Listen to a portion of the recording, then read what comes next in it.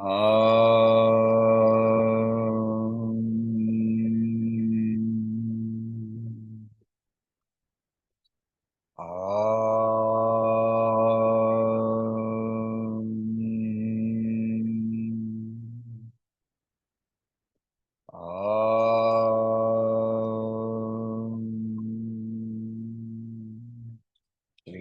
Gurubhyo Namaha Harihi Om. Guru Brahma Guru Vishnu Guru Devo Maheshwaraha Guru Sakshat Parabrahma Tasmai Shri Gurave Namaha. Vakratunda Mahakaya Suryakoti Samaprabha Nirvignam Kuru Me Deva Sarvakaryeshu Sarvada Saraswati Namastubhyam Varade Kamarupini Vidyarambham Garishyami Siddhir Me Sada. Meena ji ध्यान श्लोक please. जी। ओम भीष्म द्रोण तटा। हाँ, कहाँ से शुरू कर रहे हैं? Sorry.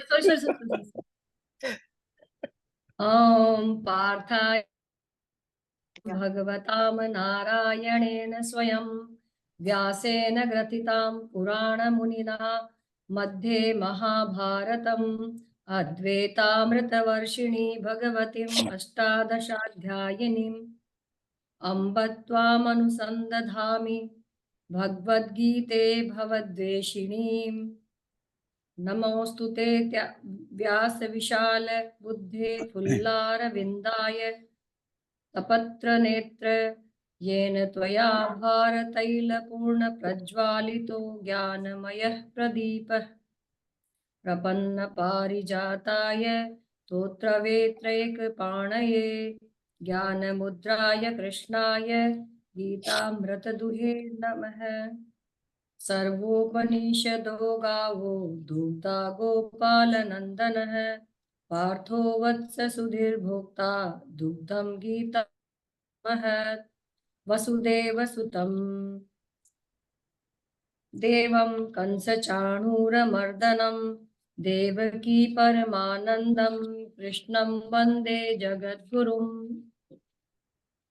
भीष्मद्रोण तटा जयत् द्रथ जला गांधार नीलोत्पला शल्यग्राहवती कृपेण वहनी कर्णेन वेलाकुला अश्वत्थामा विकर्ण घोर मकरा दुर्योधना वर्तिनी सोत्तीर्णा खलु पाण्डवैरणनदी कैवर्तकः केशवः पाराशर्यवचः सरोजममलं गीतार्थगन्धोत्कटम् नानाख्यानककेसरं हरिकथा सम्बोधना बोधितं लोके सज्जन षट्पदैर्हरः पेपीयमानमुदा भूयात् भारत पंकजं कलिमलप्रध्वंसिनः श्रेयसे मूकं करोति वाचालं पंगुं लङ्घयते गिरिं यत्कृपातम् अहं वन्दे परमानन्दं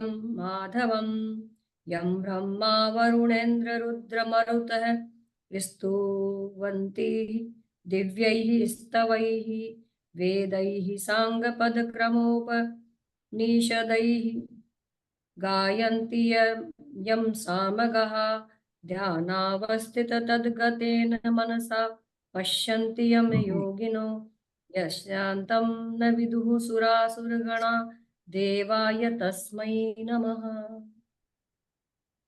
Hari Om. So, for those who are joining new, we are in the middle of the Bhagavad Gita. We are at chapter 10, verse number 19 to 22. It doesn't matter if you are joining in the middle. Another cycle will begin. You can catch up over there. Also, most of the material is available on the YouTube channels. So, you can go to the YouTube channel and you can catch up from there also. So, these are two methods. The textbook that you should follow is the translation by Swami Chinmayananda. The reason for that is because, at least for this particular session, the approach to Bhagavad Gita is purely Advaitic. And any other text that I have seen, I mean, there are other texts. There is Madhavendra Saraswati's text and so on and so forth, but they are all very very technical and very tough to get through. Gurudev's book is very easy to understand, very simple language that he has used, and also translations in almost all languages across the world are available. So if you want to read it in Spanish also, it is available. So, and they have not used Google Translate. So the translations are reasonably accurate. So that is at least one thing we can say. Okay, good. So let us quickly revise the last three shlokas, 19 to 22. Raghuji, if you will just quickly chant them.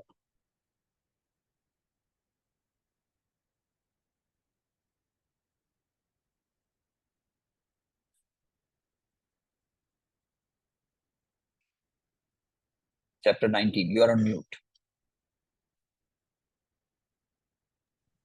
Okay.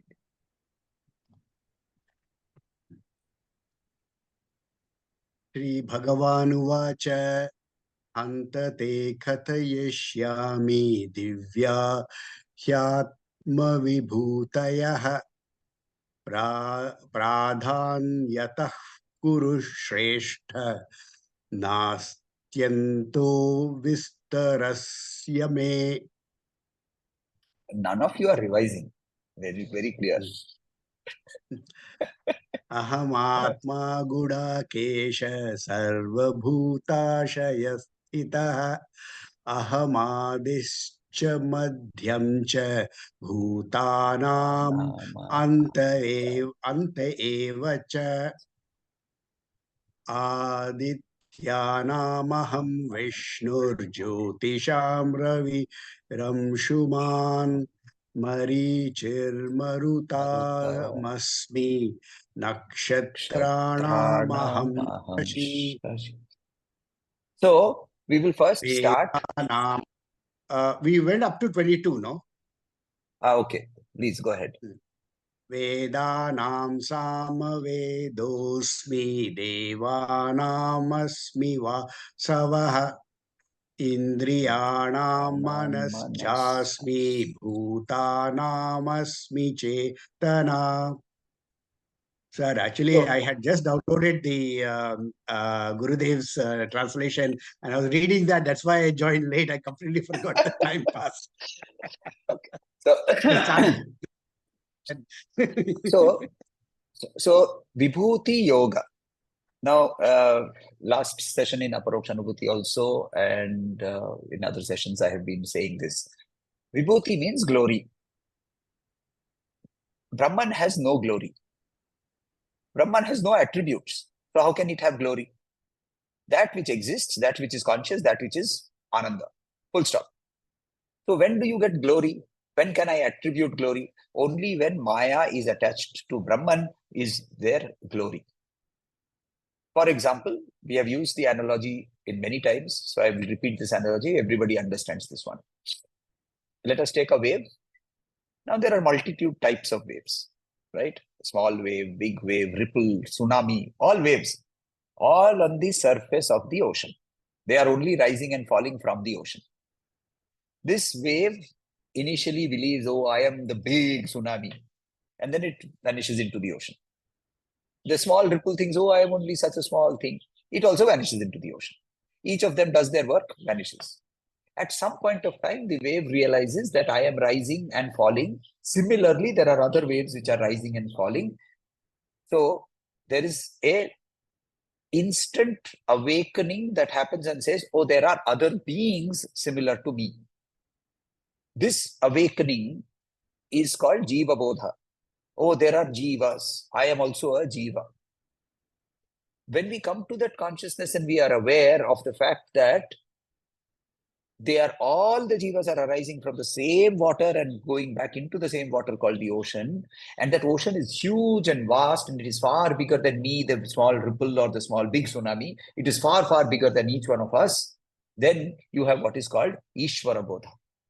Understanding that there is an entity that is bigger than the sum total of all its parts, and it is called Ishvara.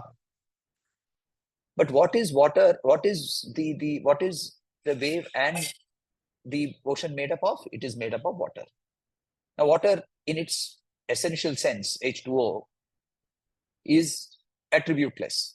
It is only when you put it into a temperature attribute, it will be either liquid, gas, or solid. Correct? It can take various forms. So similarly, when we look at Brahman as consciousness, eternal consciousness, eternal existence, eternal bliss, beyond that, there is nothing that I can describe it. So even the Rishis, they use the word that, tat. They didn't have a word for it. The state in which you attain this or are aware of this is called turiya. The word turiya means fourth. There are 3 states and this is the 4th. They didn't have a name for it. Swapnavastha, very clearly it describes that there will be dreams. Sushupti, it describes that there will be sleep. Jagrat, it describes that you will be awake, moving around, doing things. What about the next state? Turiya. No description. Give it a name, which is it's the 4th. Why? Because they were at a loss of words to describe it. But when we give attributes to it, then it becomes recognizable. And that recognizable entity that we talk about is called Ishvara. This Ishvara we can recognize, we can relate, we can talk to, we can respond to, and so on and so forth. Does this mean that there are 2? No. Very simply, these are adjectives that are describing that which is behind the adjective. Yesterday, I talked about the fact orange flower. It doesn't mean that there are 2 things, right? It means that there is an orange and there is a flower. No. Right? The waves are nothing but water. Can you take away water from the wave and have some ghostly thing called a wave floating around? The wave is nothing but water. It has only taken a name and form. An apparent name and form which is completely temporary. So therefore, in chapter 10, a very powerful chapter, Sri Krishna now already has started giving attributes by which we can recognize him. Giving descriptive attributes by which we can recognize. So what has he said in the last verse in 22 that we talked about? We said, Vedanam samavedosmi devanam asmi vasavaha. Of the devas, I am Indra. Indra is the king of all the devas. What is Deva? We have seen, if we follow Gurudev's description, Deva is that which shines. That means that which causes all our karma indriya, jnanindriya, that all of these, they are all nothing but devas. In the power that runs these is called a deva. For example, what is the power that runs your eyes? We saw that in Tattva Bodha also. Asimji, if you remember, the eyes are run by the sun. Right? The hands are run by Indra. We saw that in Tattva Bodha. Right? These are the powers that are allocated at a cosmic level and at an individual level, which is why do we study it like this? Because it is easier to study the microscopic rather than the macroscopic. So when we look at the microscopic, and therefore our Rishi says, Yatha Pinde Tatha Brahmande, that if I can study inside me and I can understand the working of this, I can understand the working of this entire universe. So they went inward and they studied. Then he says, Indriyanam Manas, I am the mind. Indriyanam Manas Chasmi. What controls the Indriyas? Our mind. Our Indriyas cannot be working on their own. Indriyas are nothing but part of the body. The body which is not activated by the mind, that particular Indriya will not work. How many times has it happened, either yourself or in your house, you would have seen somebody is reading the newspaper, usko bula rahe hum. And he's not able to listen. Is it that he has suddenly become deaf? No. What has happened? His mind has not activated the ears. His mind has switched off the ear.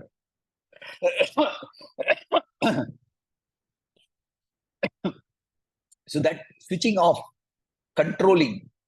So I am the controller that controls the mind. I am the controller that controls the Indriyas. In that form, I am called the Manas. Recognize me as that. Bhutanam asmi chetana. Of all the bhutas, that which are jada. Bhutas are jada. They don't have any consciousness. I am the consciousness that drives all this which is jada. We go on to understand his further attributes from verse number 23. Rudranam Shankaraschasmi. Rudranam Shankaraschasmi. Vittesho yaksharaksasam, vittesho yaksharaksasam, rudranam shankaraschasmi, vittesho yaksharaksasam, vasunam pavakaschasmi, vasunam pavakaschasmi, meru shikharinamaham, meru shikharinamaham, vasunam pavakaschasmi, meru shikharinamaham, rudranam shankaraschasmi, vittesho yaksharaksasam, vasunam pavakaschasmi, meru shikharinamaham, rudranam, of the Rudras, I am Shankara. Shankara is Shiva. Cha asmi. Vitta Isha, god of wealth and the treasurer of amongst the Rakshasas and the Yakshas.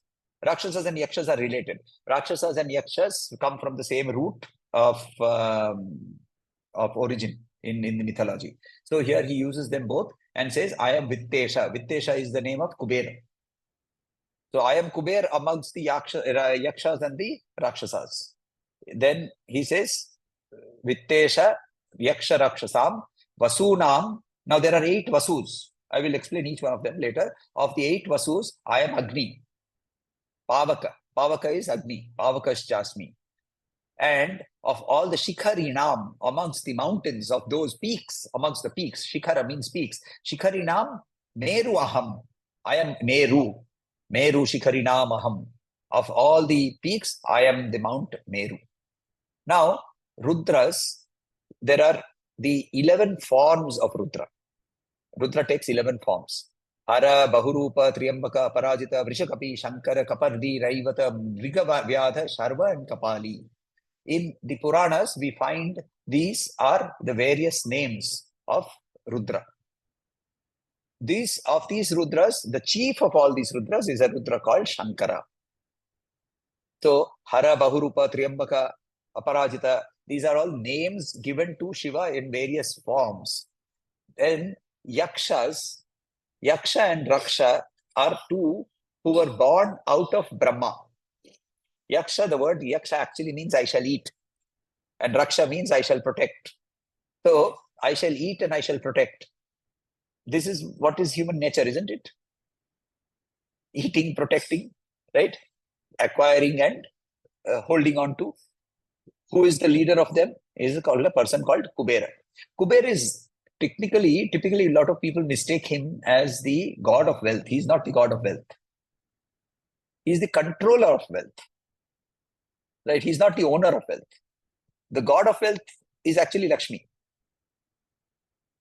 So, which is why if you go to a, say for example, you are not having much of, you are having financial difficulties, right? And you go to somebody for getting some parihar done for this.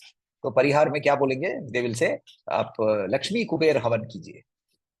Not only Lakshmi Havan, right? Why? Because Lakshmi will fill up the tijori, but the key is held by Kuber, right? So that is why I always make a joke of this, because I say that all the accountants in this world, they are all descendants of Kuber.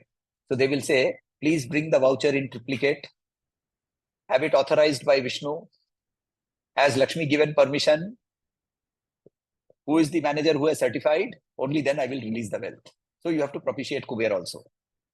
So दोनों को propitiate करना पड़ता है. Right? Yaksha and Raksha. Yakshasa and Rakshasam. Remember, Ravan and Kuber are brothers actually, if you know that. They are from the same father. They are from the same father, different mothers. They are step-brothers to each other. So, Kuber became the lord of wealth, or rather the controller or treasurer of the gods, by being a worshipper of Shiva. In the Shiva Puran, it is said that he worshipped Shiva and he has a place.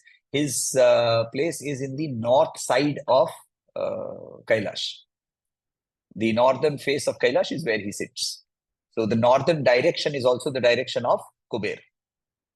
So when you are doing the puja, Dikbandha jab karte hain, तो Dikpalo ke andar mein, the Dikpal, one of the Dikpals is also called Kuber. East is controlled by Indra. West is controlled by Varuna.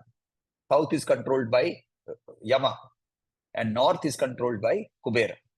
Then we have the 4 corner directions. The corner directions are controlled by Agni, Nairitya, Vayu, and Ishana. And then the direction at the top, 10 directions we talk of. Dashadisha. The upper direction is controlled by Brahma and the lower direction is controlled by Ananta. Ananta is because he holds the entire universe on his hoods. So he's a form of Vishnu and he holds the entire universe. These are the 10 directions. We will see that also. The Dikpalas also will come in the Vibhuti Yoga. So Rudranam Shankaraschasmi, Vittesho Yaksharaksasam, Vasunam Pavakaschasmi. There are 8 Vasus. Vasu means that which is this material universe. The land, water, fire, air, space, right? Prithvi, the 5 tattvas, sun, moon, and nakshatrani. These 8 constitute the gross structure of this universe. Of these, it is energy that drives all of them. And energy, the manifest form of energy is fire.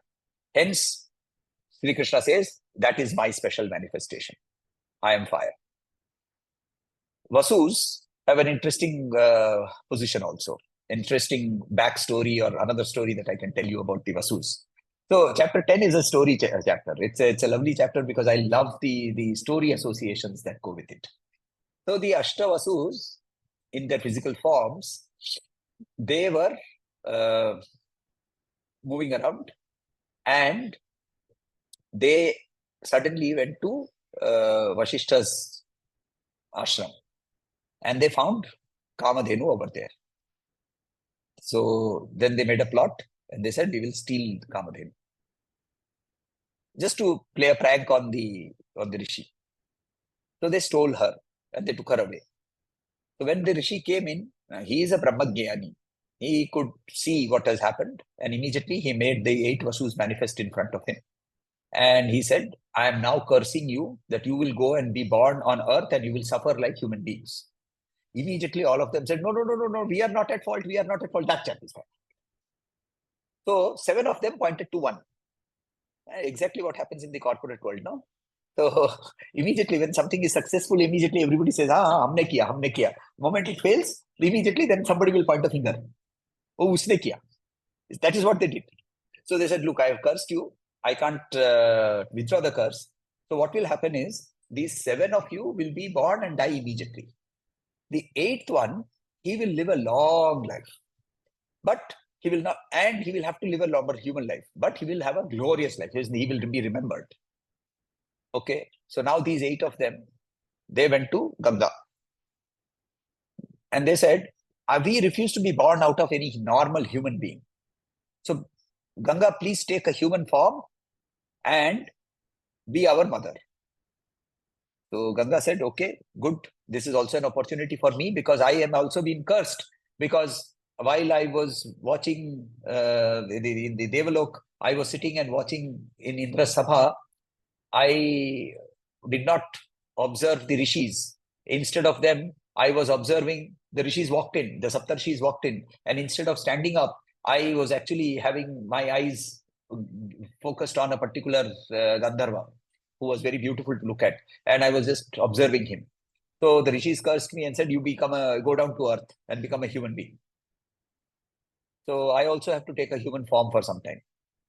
So she was born there on earth. And she took human form. She married Shantanu. And having married Shantanu, she made a condition. Condition is, whatever I do, you can't stop me, you can't question me. If you stop me or question me, I will run away, I will go away. So 7 times she gave birth and she took the child and threw the child from her rooftop into the river in Hastinapur. Hastinapur is on the bank of the Ganga. And all 7 of them went. When the 8th one was about to be killed like that, Shantanu stopped. So she said, now I have to go away, but let me explain. So these were the 8 Vasus. These Vasus, they overcame their curse in a place, Priya, you will remember. Where did they overcome their curse?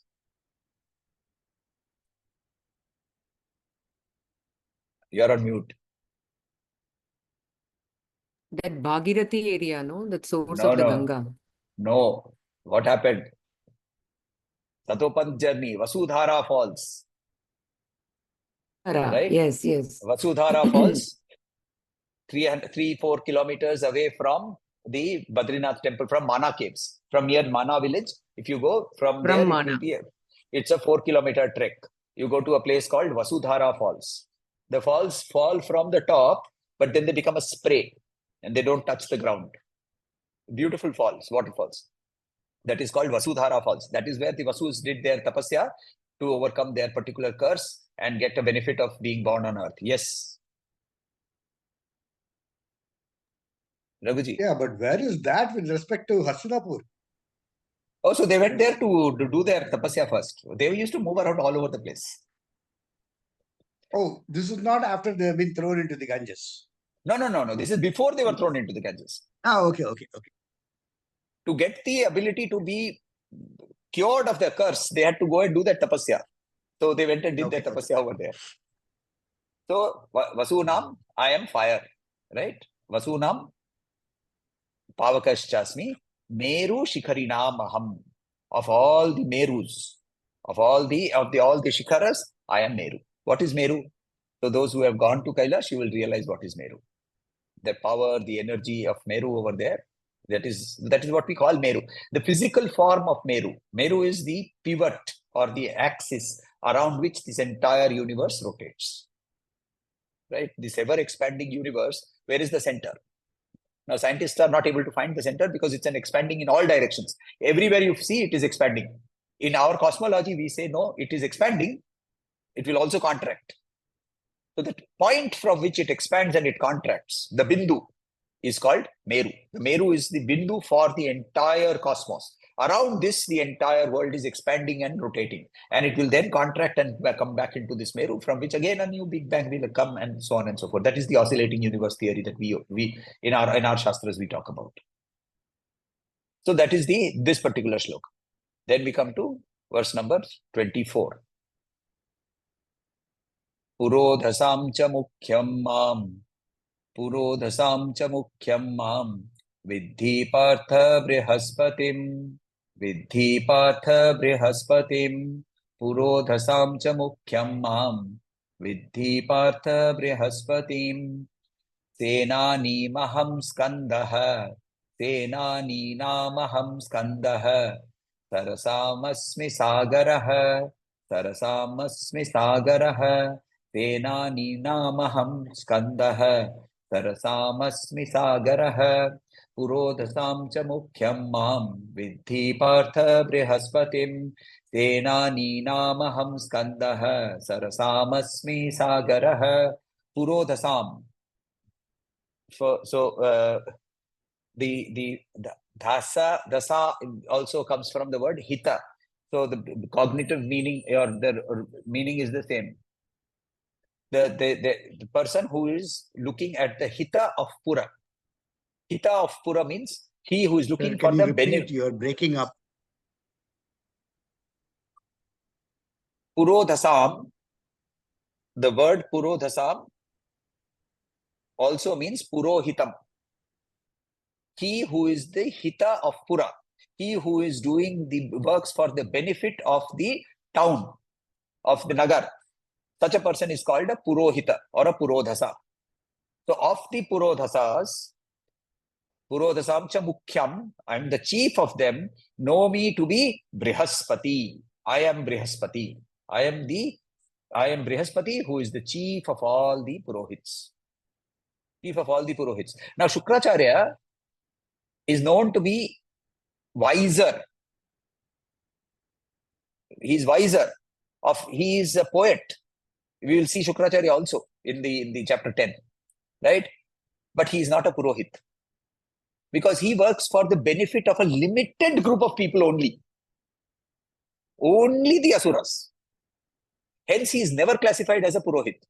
So when we do Vedic rituals, the chief of the rituals, the chief person, the chief pandit of the rituals, he is classified as Brihaspati. So when a dakshina is separately given to him, it is called Acharya Dakshina or Brihaspati Dakshina. Not Shukracharya Dakshina. Shukracharya is actually more learned than Brihaspati. For that matter, the Vrita Sanjavani mantra was something that he acquired from Shiva by doing tapasya. Brihaspati had to send his son to get that mantra from him, and got it by trickery only. Did not get it directly. Shukracharya is much more well versed, but he is not called a Purodhasa. See, these names have meaning.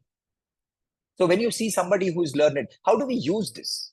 What is the use of all this? Why is he giving all these glories? Whenever you see somebody who is very learned, who is giving you a lot of knowledge, immediately it should strike you. Somebody better than him is Brihaspati. And who is Brihaspati? Brihaspati is nothing but the Lord of consciousness, existence, bliss. That is the adjective. So when you see the adjective in action, you see the object behind the objective, and your mind is focused. That is the purpose of whole of chapter 10. Very beautiful examples that he gives you, so that in day-to-day life, wherever you are, every time you encounter something, immediately your mind shifts to the Lord. That is the purpose of chapter 10. Purodhasam cha mukhyam mam vidhi partha brihaspatim senanim aham skandaha. Skanda is Kartikeya. Kartikeya was created to be the commander-in-chief of all the devas. So he was created through the energy of Shiva, born by Parvati. Born by Parvati. He has an interesting life journey. So he goes through, and for that matter, there is a different Purana. The Agni Purana, for example, does not put him as a son of Shiva at all. He puts him as a son of Agni. So, but however, the function that he comes in with is to be the commander-in-chief. So of all the commanders-in-chief, Tenani, I am Kanda. I am the one who is empowered to has the mastery over the art of warfare. Sarasam asmi sagaraha. Sarasa means it has two meanings. Sarasa means that which has rasa, that which flows. That which flows, right? It also means, therefore, lakes, or it can also mean rivers. Of lakes and rivers, I am the largest. Sagar. I am Sagar. I am the ocean. Now, the word Sagar also has a Puranic meaning to it. You see, Raja Sagar, Gara means poison. His mother was given poison to kill the embryo, but the embryo took the poison around it and yet did not die and was born. And when he was born with the lepa of poison around him. His poison got removed. When he was born like that, he was therefore given the name Sagara. Sagar had 60,000 sons. And these 60,000 sons, they were very destructive. And they were ultimately cursed by Kapil Muni to become ashes. And their final rites could not be done. Generations after Sagar,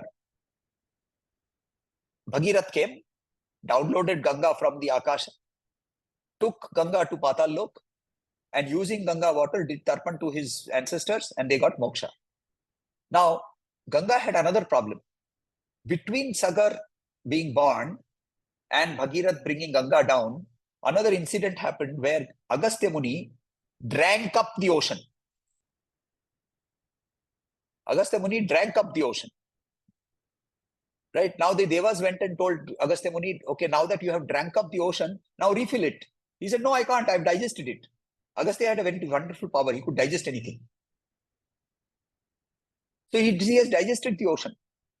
So then how will it get filled up? He said, your descendants, one of the descendants of Surya, Sagar, his descendant will come and they will bring Ganga, and the Ganga will flow into the ocean, and ultimately the ocean will become full again.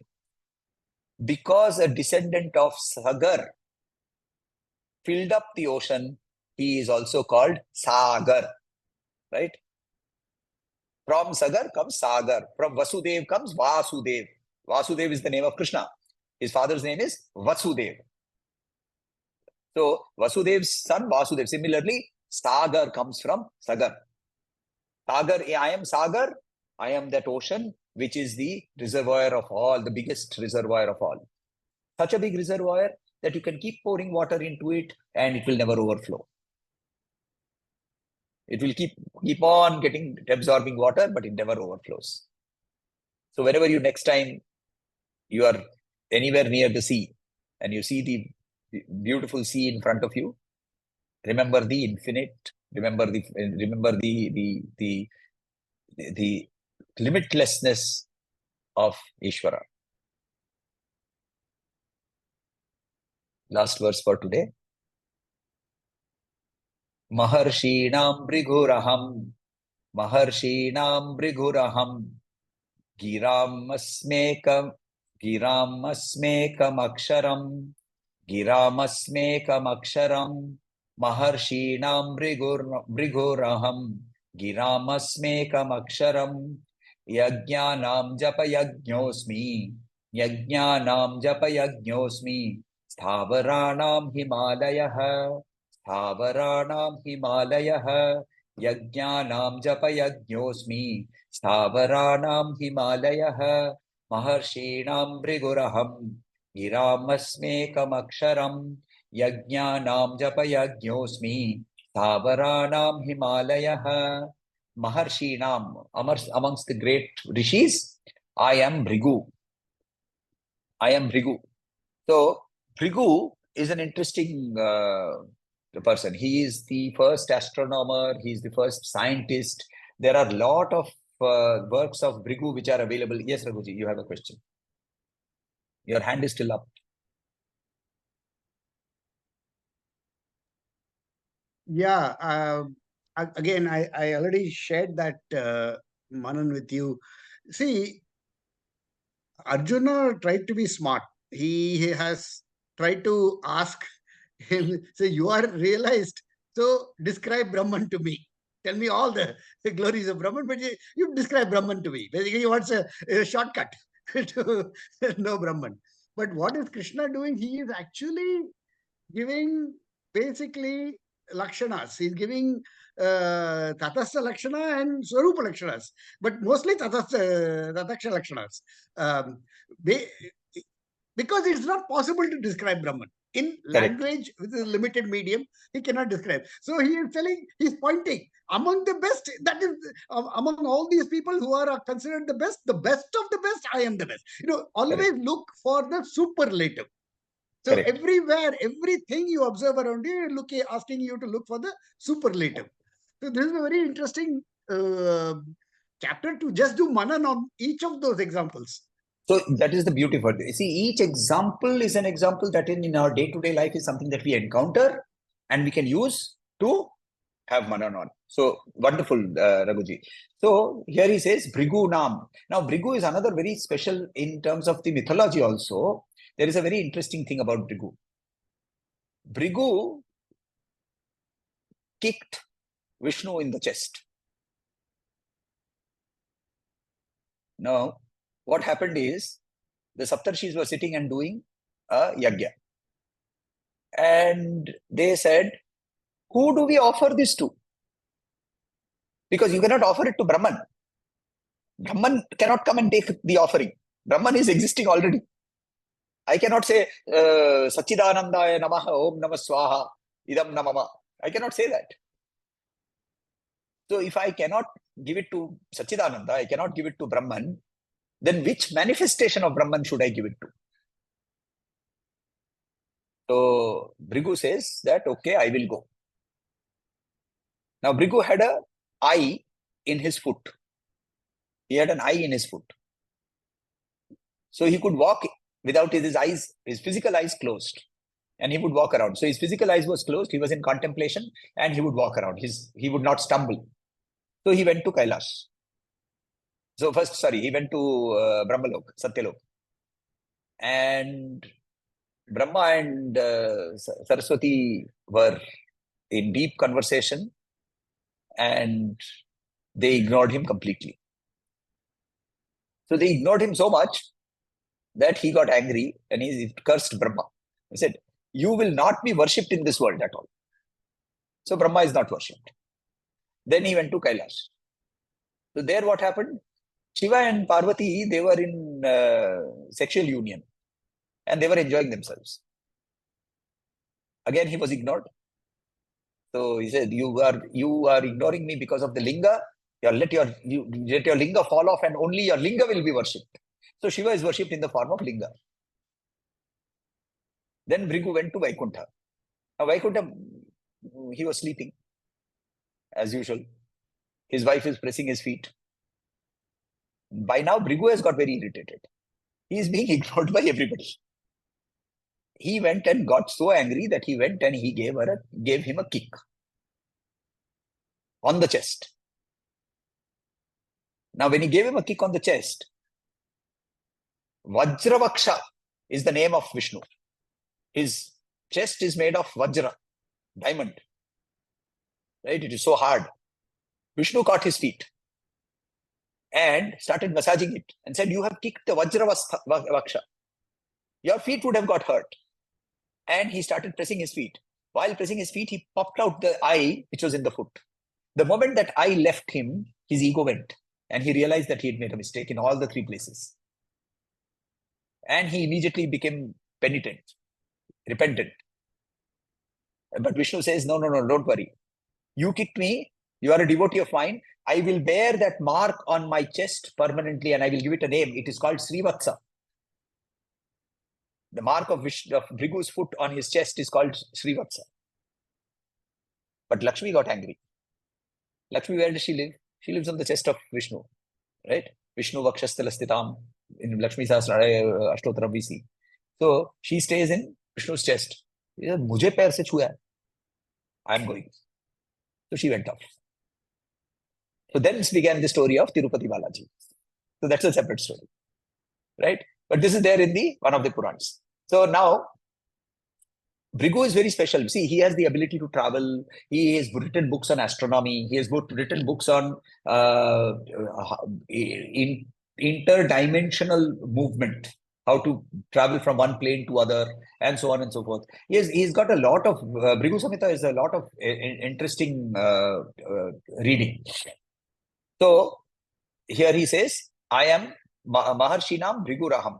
Gira, the word Giram means basically chants. Of the chants, I am Ekam Aksharam. I am the single Akshara. What is the single Akshara? The single Akshara means Omkara. The Omkara is the single Akshara, which is the essence of all the chants. No chant can be completed without an Omkara in the beginning or an Omkara in the end. Right? In Taittiriya Upanishad, what does it say about Omkar? When the Rishis talk to each other, they start with invoking Om. When the teacher talks to the student, he says Om. When the student talks to the teacher, he says Om. Then Taittiriya Upanishad, we see that. The glory of Omkar. So here he says, whenever you hear the Omkar, you are basically listening to me. Of all the chants in this entire world, I am Omkar. Omkara exists in all the traditions. Amin, Amen, right? All these words, they originate from the same root called Omkara. Then he says, Yajnanam Japa Yajñosmi. Such a beautiful one. This is my favorite. And which is why those of you who are new on my group, you will, those who are old in my group have already experienced this. Almost all my writings end with Japa Japa Japa. All my writings end with Japa Japa Japa. Right? Continuously. Our mind is the biggest problem. Now, the only way you bring it into control is Japa Japa Japa. Whatever is your Japa. Soham is a beautiful mantra. You don't need initiation. No guru required. Right? Just start chanting. Soham, Soham, Soham, Soham, Soham, Soham. Without your breath, take a mala, sit down and chant Soham. What happens? You train your mind, which is used to jumping for 84 lakh yonis. It has been jumping. It comes down and sits down. The only yajna which allows you to do this, all the yajnas are meant for this. The yajna, the word yajna ends with idam na mama. This is not mine. This is not mine. Right? In the meditation camp, you all did that casting off of weaknesses by saying idam na mama. This is not mine. by saying it, it does not happen because the mind immediately now throws it and takes it up again.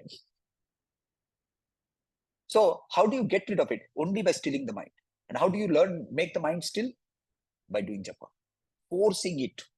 By connecting thought and breath, you use that is japa. So therefore he says, Yajnanam japa yajñosmi. And then he says, Sthavaranam. Sthavara means that which is stationary. Stavaranam Himalaya. Himavan. I am Himalaya of all that which is immobile. Right? The Himalaya obviously is immobile. Right? It's not moving around. It is not walking around. There is a story here also. So other than the Himalayas, there were other mountains. And these mountains used to move around. And they used to fly. They had wings. And they would go and suddenly settle down somewhere. Now, wherever they would settle down, that place would become very disrupted, isn't it? They would sit down in a field. They would sit down on a city. So then Indra went and he chopped off the wings of all of the mountains. So wherever they fell, they started getting rooted there. Only one mountain escaped. Only one mountain escaped. You have to read the Ramayana for this one. That mountain's name is called Mainakagiri. Mainakagiri was helped by Vayu. Mainaka and Vayu were friends. Vayu blew him and dumped him into the sea with his wings. But he was told, don't fly, but remain in the water and you can float around in the water. So when Hanuman was crossing, Mainakagiri came up and said, you are Pavan Putra, take rest and go. 100 yojanas. Mainakagiri, however, Hanuman did not need to take rest. So he touched Mainakagiri with his hand and took the blessings and carried on. So we get the story of Mainakagiri over there. Mainakagiri is the only mountain still with wings. Other mountains, they are not, but they were all moving.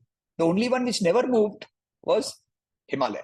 So therefore, Sthavaram Himalaya. Sthavaranam Himalaya. I am Himalaya of all the Sthavaras. Right? We'll stop here for now.